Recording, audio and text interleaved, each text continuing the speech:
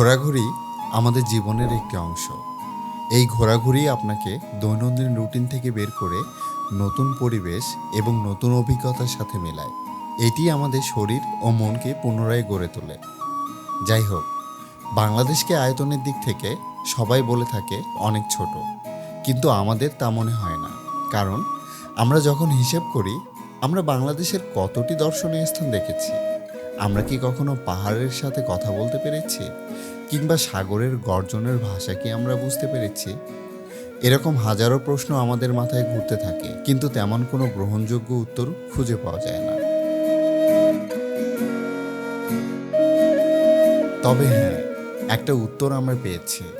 দেশটা মোটেও ছোট নয়, অন্তত আমাদের কাছে তো নয়ই। এরও একটি কারণ আছে। আমরা এখনও 1/2 দর্শনীয় স্থান উপভোগ করতে পারিনি বাংলাদেশের। কিন্তু এবারের 9 দিনের একটি ভ্রমণ পরিকল্পনায় আমরা আপনাদের সীতাকুণ্ড, সাজেক এবং বান্দরবনের বেশ কিছু জনপ্রিয় স্থান 7টি পর্বের মাধ্যমে দেখানোর চেষ্টা করব। এরই ধারাবাহিকতায় আমাদের আজকের ভিডিওতে থাকছে আমাদের সকলের অতি পরিচিত খৈয়াছড়া ঝর্ণা। উপভোগ করুন পুরো ভিডিওটি এবং সাথেই থাকুন।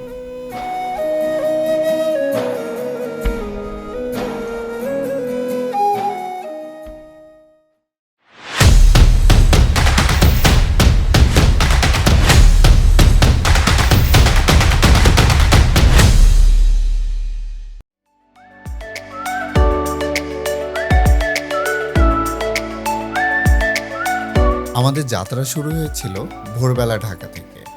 বাইকে করে মিরসরাইয়ের রাস্তা ধরে সীতাকুণ্ডের দিকে যেতেই পড়ে খৈয়াছড়া ঝর্ণা। বর্তাকিয়া বাজারের উত্তর দিকে মিরসরাইয়ের পাহাড়ের অবস্থান।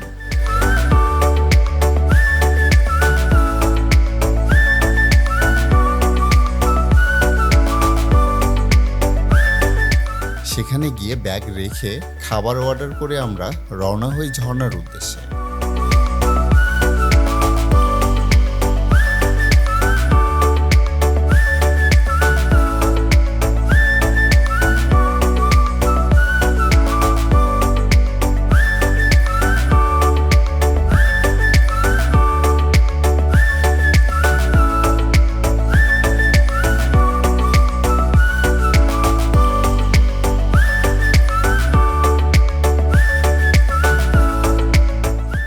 সাময়িক হাঁটার পরে জন প্রতি 20 টাকা করে টিকিট কেটে আমরা আবার রওনা হই আমাদের গন্তব্যে।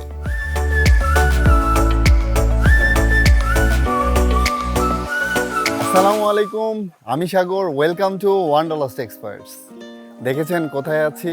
অনেকদিন পর আজকে ঝিরির মাঝামাঝি দাঁড়িয়ে আছি। আমরা আজকে চলে এসেছি ঢাকা থেকে খুব কাছে মিরসরাই অবস্থিত খৈয়াছড়া ঝর্ণায়। তাহলে চলুন আমরা ঝর্ণাটাকে এক্সপ্লোর করি, সাথে আপনাদেরকে নিয়ে।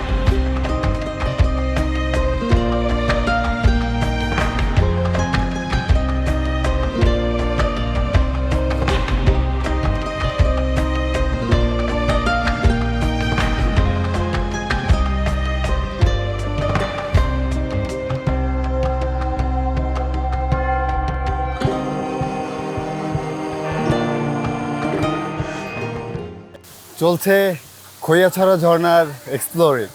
এখন আমরা যে জিরিপথ দিয়ে যাচ্ছি এটা হচ্ছে খৈয়াছড়া ঝর্ণার জিরিপথ। এখান থেকে ফার্স্ট স্টেপ ওঠার সিঁড়ি। আপনারা দেখতেই পাচ্ছেন প্রচণ্ড পিচ্ছিল রাস্তা, আর পাথরগুলো দেখা যাচ্ছে প্রচণ্ড পিচ্ছিল। আসলে এই পিচ্ছিল হওয়ার একমাত্র কারণ হচ্ছে যে খৈয়াছড়া ঝর্ণা ঢাকা থেকে অতি নিকটে, আর এখানে চাইলেই যে কোনো পর্যটক এসে ঝর্ণা দেখে, পাহাড় দেখে নিজের তৃপ্তি নিয়ে সে বাসায় ফিরতে পারে।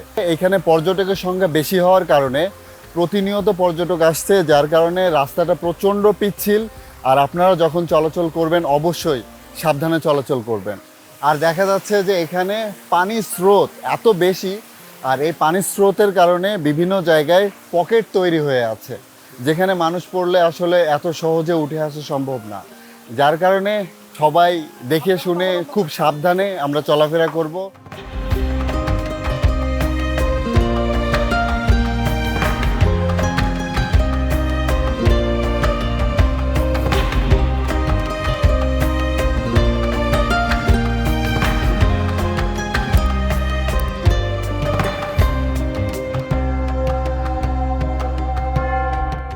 খৈয়াছড়া ঝিরিপথ ধরে আসতে আসতেই ঠিক কিছুক্ষণ আগে আপনাদের সাথে কথা হয়েছিল, আমরা 20 থেকে 25 মিনিট হাঁটার পরেই চলে আসলাম। আমার পিছনে দেখা যাচ্ছে খৈয়াছড়ার প্রথম স্টেপ। এখন আমরা খৈয়াছড়ার প্রথম স্টেপটা দেখব। আসলে প্রথম স্টেপটা দেখার পরেই আমরা ক্ষান্ত থাকবো না, আমরা চেষ্টা করব আরও উপরে যতটা দেখা যায়।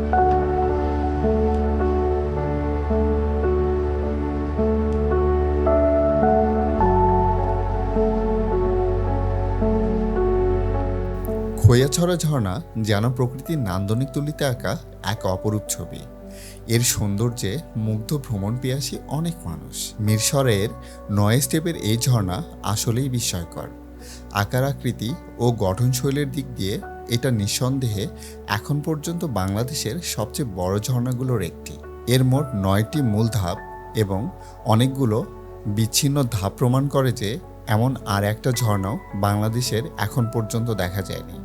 তবে যাতায়াত ব্যবস্থা আর অবকাঠামো উন্নয়ন করলে সরকার এই স্পট থেকে একটা ভালো পরিমাণে রাজস্ব আয় করতে পারবে, তাই প্রশাসনের সুদৃষ্টি অতি দ্রুত কাম্য।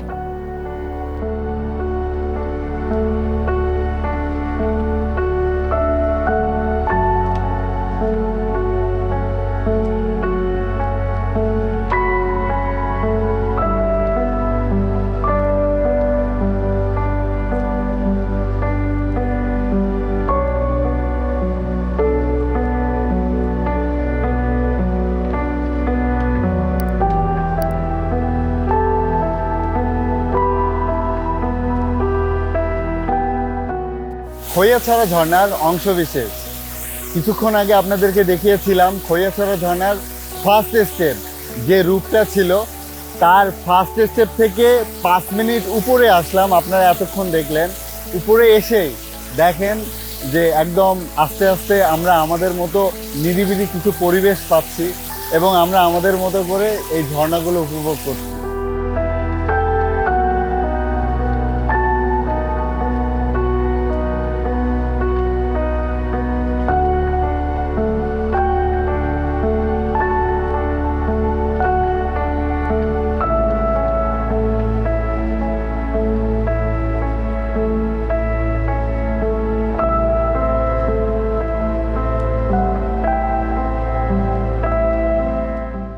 আমরা খৈয়াছড়া ঝর্ণা দেখার উদ্দেশ্যে চলতে চলতে অনেকটা উপরে চলে এসেছি এবং আপনারা আমার পিছনে যে স্টেপটা দেখতে পাচ্ছেন, এটাই মূলত সবথেকে বড় স্টেপ ধরে চলে খৈয়াছড়া ঝর্ণার এবং এইটাই লাস্ট স্টেপ। এবং উপরে আরও স্টেপ আছে কিছু ছোট ছোট স্টেপ, বাট এইটাই হচ্ছে সবথেকে বড় স্টেপ।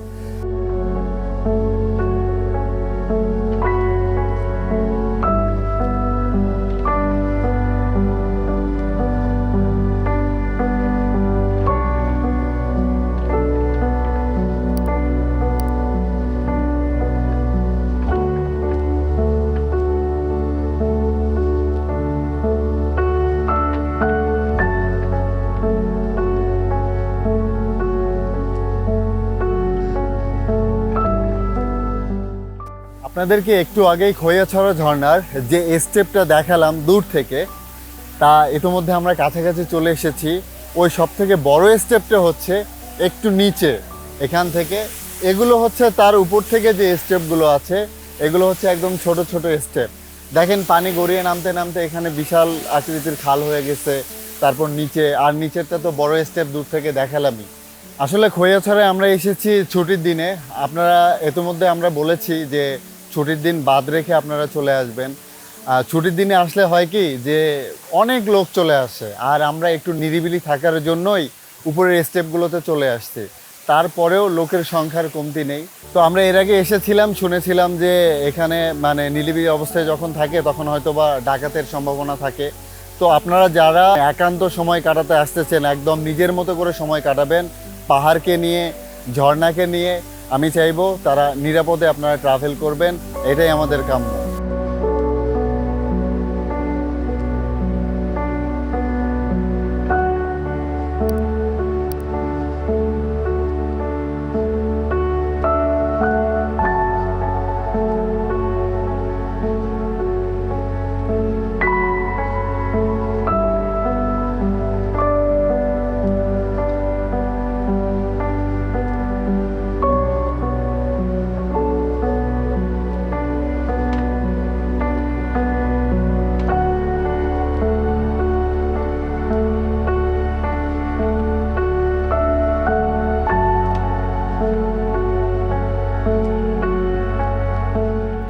এবার আমাদের ফেরার পালা।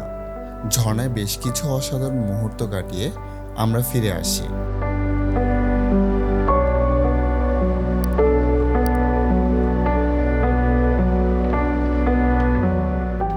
আমাদের খাবার অর্ডারকৃত স্থানে এসে খাওয়া দাওয়া সেরে ফেলি। নিঃসন্দেহে এখানের খাবার অনেক সুস্বাদু এবং ভালো। আপনারা চাইলে যোগাযোগ করে আসতে পারেন, ডেসক্রিপশন বক্সে নাম্বার দেয়া আছে।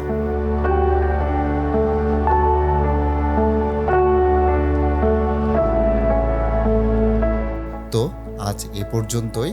আগামীতে দেখা হচ্ছে মহামায়া লেকের একটি পূর্ণাঙ্গ ভিডিও নিয়ে। ভিডিওটি ভালো লেগে থাকলে আমাদের চ্যানেলটিকে সাবস্ক্রাইব করবেন এবং ফেসবুক থেকে দেখলে পেজটিকে ফলো দিয়ে রাখবেন। সবাই ভালো থাকবেন, আমাদের জন্য দোয়া করবেন। আল্লাহ হাফিজ।